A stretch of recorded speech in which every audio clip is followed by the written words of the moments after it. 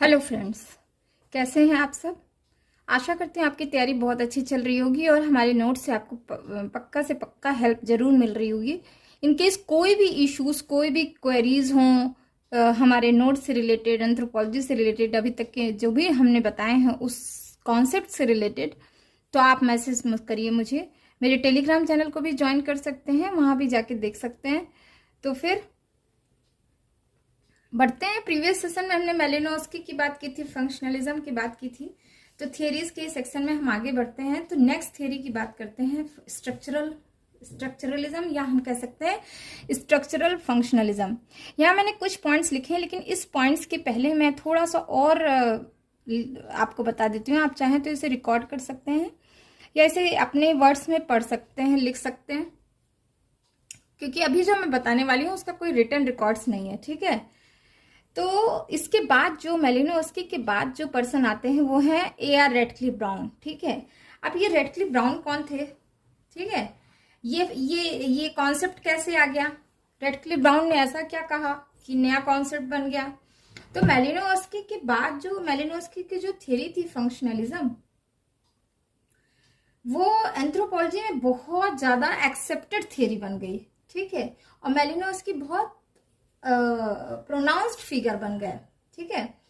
लेकिन हुआ क्या कि रेडक्लिफ ब्राउन जब आए, रेडक्लिफ ब्राउन एक्चुअली उस समय पढ़ रहे थे और ये ट्रेनिंग ले रहे थे AC हैडन और WHR राइवर के अंडर में इन 1906 के राउंड। ठीक है। तो जब ये जो इनके टीचर लोग थे AC हैडन और WHR राइवर, उन्होंने क्या किया कि इनको भेजा अंडमान आइलैंड्स कि भाई ऐसा है, तुम जाओ और जो आइलैंडर्स हैं उनका कल्चरल हिस्ट्री समझ के आओ। ठीक है।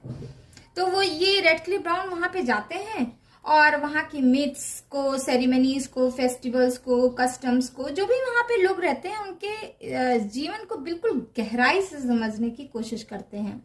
लेकिन हाँ, ध्यान रहे कि अंडमान आइलैंडर्स के पास कोई रिटन रिकॉर्ड्स नहीं था। ठीक है। तो अब ये समझ कैसे रहे थे उस चीज को? वहां पे पार्टिसिपेशन, ऑब्जर्वेशन करके, वहां पे और भी टेक्निक है जो मैं ग्रेजुअली आपको बताऊंगी। इवन कुछ लोग तो इस तरह करते थे, जैसे फोक टेल्स कहते थे, साथ में शाम को बैठ जाते थे और वो कहानियों के द्वारा उनसे इंफॉर्मेशन लेने की कोशिश करते थे। ठीक है। तो ये वेरियस काइंड है। तो उन्होंने क्या किया, बहुत सारे मिथ्स पढ़े, मिथ्स समझे, अंडमान आइलैंडर्स की बातें समझी। उसके बाद वो सारी डेटा को लिए और उसको एनालाइज किया। एनालाइज करके उन्होंने उस जो भी एनालिसिस में निकला उसको उन्होंने structural functionalist point of view से उसको रखा। ठीक है। लेकिन हुआ क्या कि जो रेडक्लिफ ब्राउन थे ना, वो एमाइल दुर्खीम के कॉन्सेप्ट से बहुत प्रभावित थे।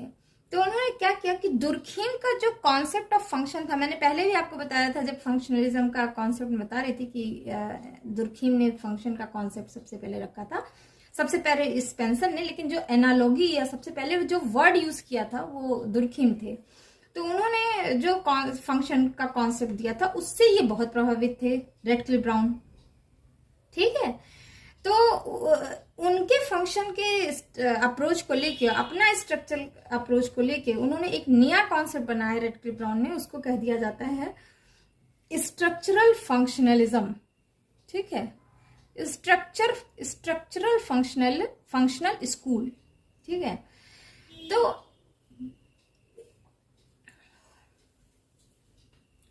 अब यहां जो मैंने लिखा हुआ है उसी स्कूल के कुछ इंपॉर्टेंट पॉइंट्स लिखे हुए हैं। समझ आ रही बात? तो अगर आपको स्ट्रक्चरल फंक्शनल स्कूल के बारे में बताना है तो आप रेडक्लिफ ब्राउन को शुरू करने से पहले ये पॉइंट्स लिखिएगा, उसके बाद रेडक्लिफ ब्राउन के कंट्रीब्यूशंस लिखिएगा। ठीक है। अगर सिर्फ रेडक्लिफ ब्राउन का कंट्रीब्यूशन आ रहा है तो सिर्फ ये चीज लिखिएगा।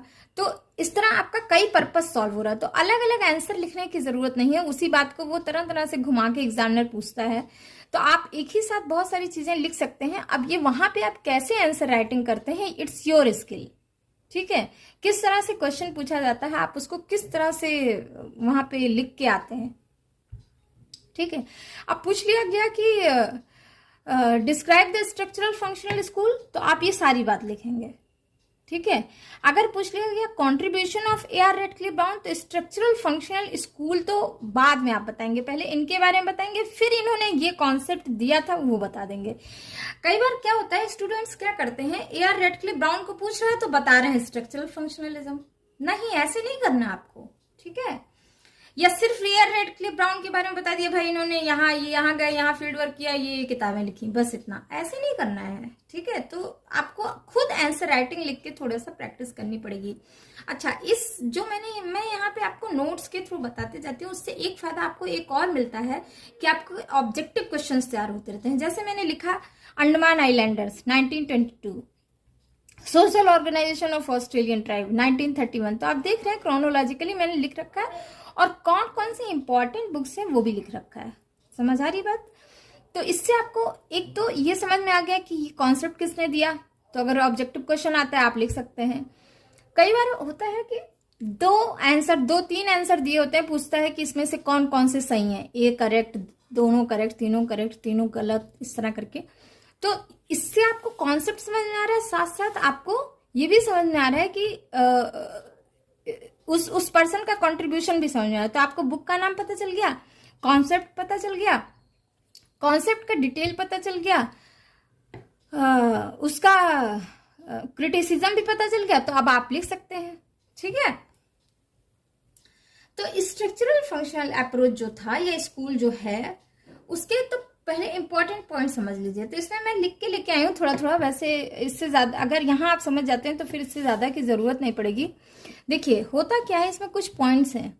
तो रेडक्लिफ ब्राउन जो भी इन्होंने बताया, और इसके पहले दुर्खीम ने जो बताया, इसके पहले मेलिनोस्की ने जो बताया, वो सारा कुछ मिला के, और जो अब फिर डेवलपमेंट जो आ रहा है थियरीज में, उसको समझते हैं। तो इनके हिसाब से जो इन्होंने बताया उसको देखते हैं कि everything has a form that determine its purpose. जो रेडक्लिफ ब्राउन थे ना, उन्होंने मेलिनोस्की का फंक्शन समझा तो, लेकिन उन्होंने कहा नहीं, सोसाइटी के स्ट्रक्चर को समझना जरूरी है फंक्शन जानने के लिए। समझ रहे हैं? इसीलिए कॉम्बिनेशन में इस स्कूल को बोल देते हैं स्ट्रक्चर फंक्शनलिज्म, इसीलिए कहते हैं क्योंकि सोसाइटी के पार्ट के फंक्शन को समझने के लिए सोसाइटी का स्ट्रक्चर समझना जरूरी है, कैसे ये एक दूसरे से रिलेटेड है, कैसे डिपेंडेंट है एक दूसरे से, कैसे ये वर्कआउट करते हैं। ठीक है, तो यही बात मैंने यहाँ टुकड़ों में लिख दी है कि everything has a form that determine its purpose. ठीक है, ये सोसाइटी के बारे में बात हो रही है तो ध्यान रखिएगा, या social structure. All things are in a state of flux. Flux मतलब एक पुश हो रहा है तो दूसरा भी हो रहा है, एक स्टिमुलेट हो रहा है तो दूसरा भी हो रहा है। समझ रहे हैं? मतलब फ्लक्स मतलब ये cycling between integration and disintegration, बन रहा है, बिगड़ रहा है, बन रहा है, बिगड़ रहा है, मतलब एक सोशल स्ट्रक्चर में एक साइकिल चल रही है। समझ रहे हैं? नेक्स्ट है every form has a structure where parts are of different order of importance. जो सोसाइटी का एक फॉर्म है, उसका एक पर्टिकुलर स्ट्रक्चर है, और उस स्ट्रक्चर के सभी पार्ट्स एक डिफरेंट ऑर्डर्स में रहते हैं, और वो ऑर्डर इंपॉर्टेंट है। अगर वो ऑर्डर हटा दिया जाए तो फिर फंक्शन होगा नहीं। ठीक है, नेक्स्ट है ईच, समझ रहे हैं, ये मैं सोशल स्ट्रक्चर की बात कर रही हूं। ठीक है, structuralism. Each part has to contribute to the proper functioning of the total system through acculturation of its own potential. Acculturation क्या होता है? एक कल्चरलेशन होता है, आगे मैं जब कॉन्सेप्ट्स में और बताऊंगी कि ट्राइब कास्ट कंटिन्यूम और ये सारी चीजें, उसमें आएगा ये कल्चरलेशन। एक कल्चरलेशन मतलब एक कल्चर दूसरे कल्चर पे सुपर इम्पोज हो जाता है। ठीक है, तो वही बात ये कही गई है कि किसी भी पार्ट के अंदर एक फुल पोटेंशियल होता है कि वो सिस्टम को एक प्रॉपर फंक्शन दे। साथ साथ क्या होता है, अगर कोई आसपास डिफ्यूजन माइग्रेशन हो रहा है तो अकल्चरेशन भी होता रहता है। समझ आ रही है बात? The general trend of every system is to balance the harmony. Generally सभी सिस्टम का एक एक ट्रेंड ये है कि वो हार्मनी को बैलेंस में रखता है। Each and every part fulfil its potential activity as per to its purposive form. समझ रहे हैं? तो उस फंक्शन तक पहुंचने के लिए सभी पार्ट्स को एक सर्टेन पोटेंशियल एक्टिविटी पे परफॉर्म करना पड़ेगा। ठीक है, अपना पर्पस परफॉर्म करना पड़ेगा। एनी नेक्स्ट पॉइंट है, any change in any part of system will disturb the flow to proper action and result in disharmony. बात वही है भाई, एक जैसे उन्होंने फंक्शनलिज्म में बात की थी कि इंजन का एक पार्ट खराब कर देंगे, तो बस वही बात है। तो यहाँ स्ट्रक्चरलिज्म में बात की जा रही है कि अगर किसी पार्ट में डिस्टरबेंस हुआ तो दूसरा भी डिस्टर्ब हो जाएगा और डिसहार्मनी हो जाएगी, वो लोग हार्मनी में नहीं रहेंगे, एक बैलेंस नहीं आएगा। It ultimately ends in decay, और इस तरह से वो कल्चरल ट्रेट या कल्चरल सिस्टम डिके की तरफ चला जाएगा। समझ रहे हैं?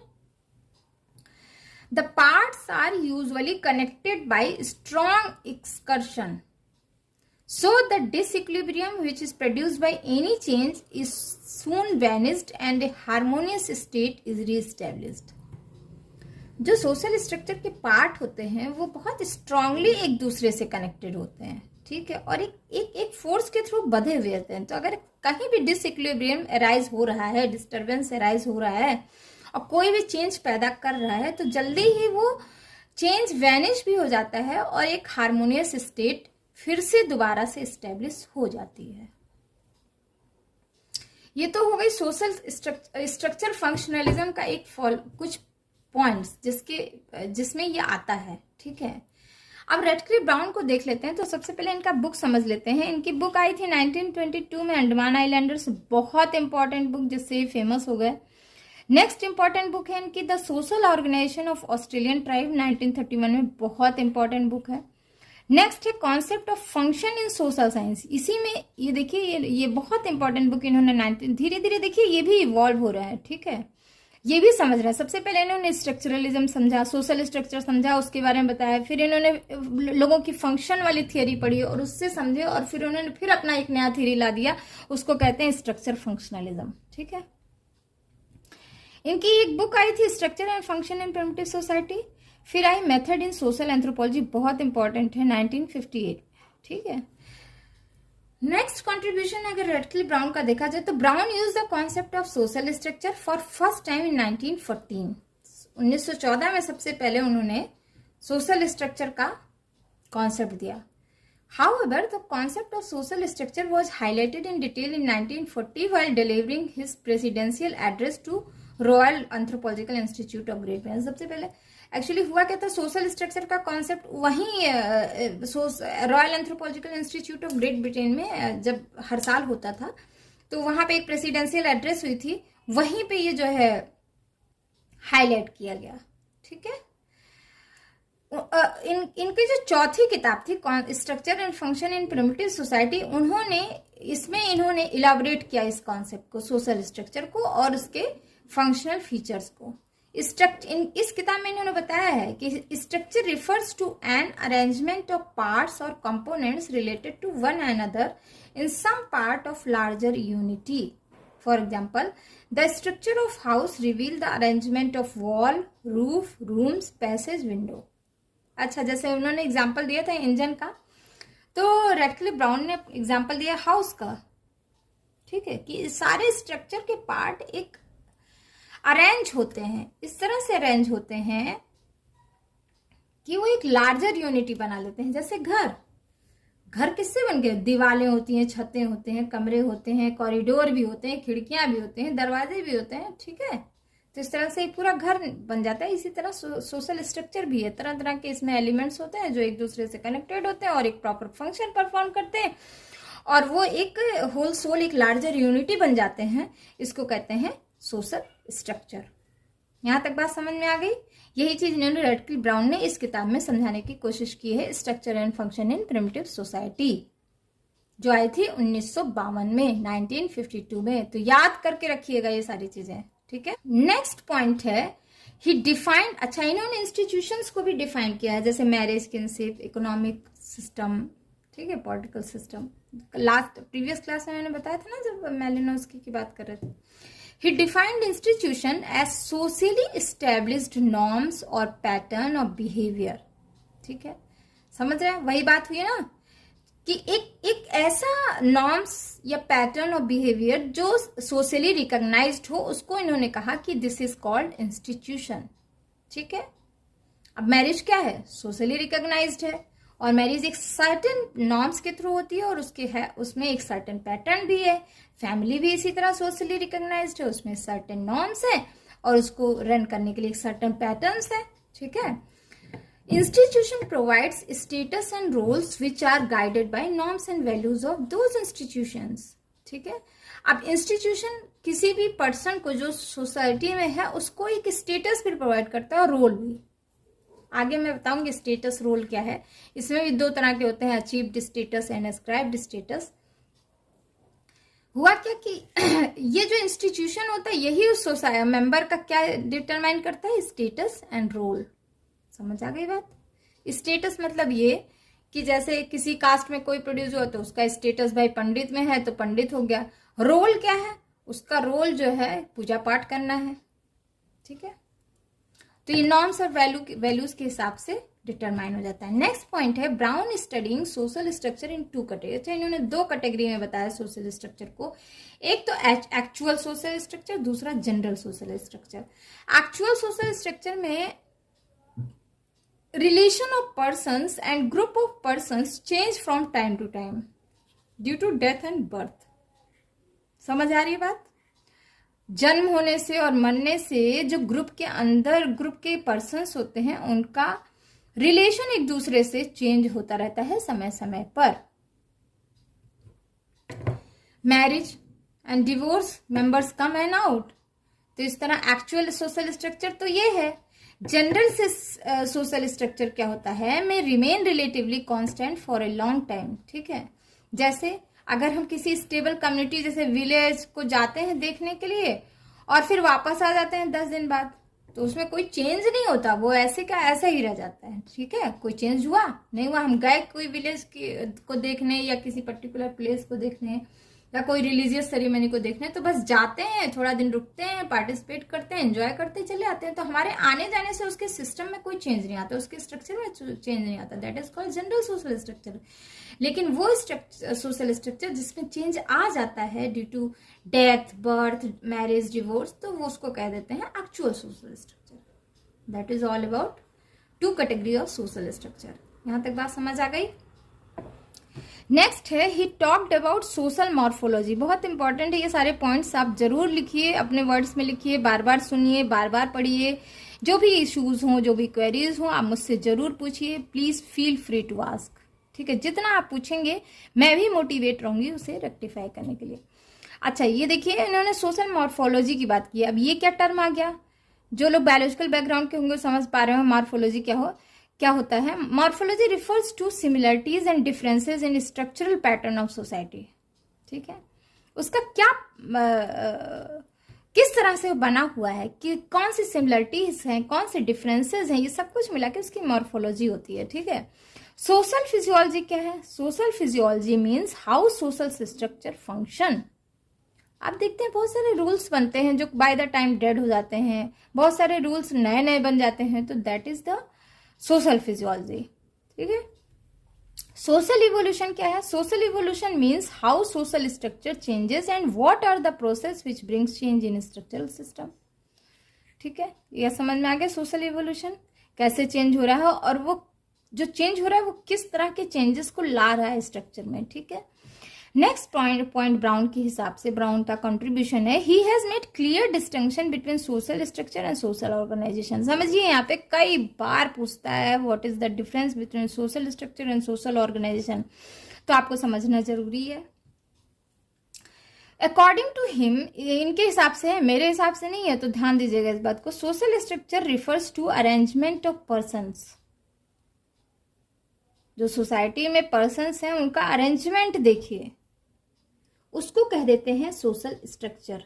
जबकि सोशल ऑर्गेनाइजेशन क्या होता है? Refers the arrangement of activities of 2 और मोर पर्सन. अब वो एक्टिविटीज का अरेंजमेंट कैसे हो रहा है, that is called organisation. Which are adjusted to give an united combined activity. ठीक है, जैसे organisation of work in factory, तो क्या होगा यहाँ, क्या होगा, where manager, foreman and other worker carry out different activities for functioning of work in factory. तो एक तो ये हो गया सोशल ऑर्गेनाइजेशन की कैसे एक्टिविटीज परफॉर्म हो रही है, किस किस लेवल पे है, क्या क्या है, कैसे रिलेटेड है, क्या अरेंजमेंट है एक्टिविटीज का, that is called social organisation. जबकि सोशल स्ट्रक्चर क्या था, अरेंजमेंट ऑफ पर्संस। ठीक है, तो that is the contribution of A.R. Radcliffe Brown। अब अगर सोशल स्ट्रक्चर फंक्शन स्कूल समझना है तो ये तो आपको समझना ही पड़ेगा, ये तो लिखना ही है, ये तो जानना ही है। साथ साथ कुछ और स्कॉलर्स हैं, उनका भी कंट्रीब्यूशन लिखना जरूरी है।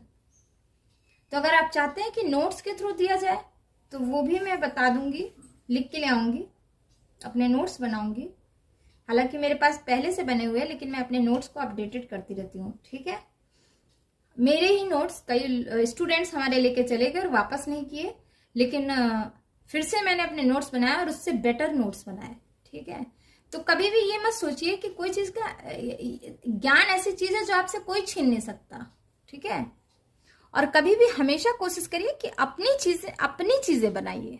मैं अपने नोट्स दिखा रही हूँ, इसका टोटली डिपेंडेंट मत हो जाइए उस नोट्स पे। ठीक है, कोशिश करिए, हो सकता है आप मुझसे अच्छा चीज फ्रेमर बना सकते हो।